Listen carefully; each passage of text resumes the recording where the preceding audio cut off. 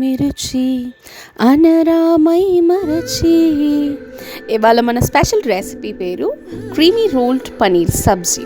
ఇవి మీకు చపాతీ, నాన్, కుల్చా, పూరి ఇలాంటి డిషెస్కి బెస్ట్ కాంబినేషన్ అన్నమాట. ఇది ఎలా చేయాలని అంటే, ఒక బాణంలో బటర్ వేసుకోండి.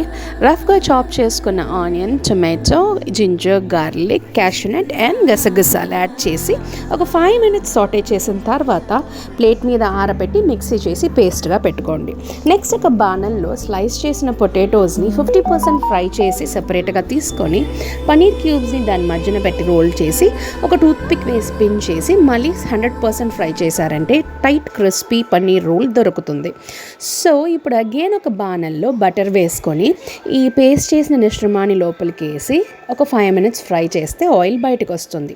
దెన్ ఆ క్రిస్పీ పనీర్ రోల్ని దించేసి సాల్ట్ చెక్ చేసుకునేసి ఇంకా మీరు పైన బటర్ కావాలంటే బటర్ యాడ్ చేసుకోవచ్చు, లేకపోతే మీరు కసూరి మేతిని క్రష్ చేసి యాడ్ చేసుకొని ఒక 2 minutes కుక్ చేసుకుంటే మీకు yummy and tasty creamy roll paneer sabzi దొరుకుతుంది. ట్రై చేయండి.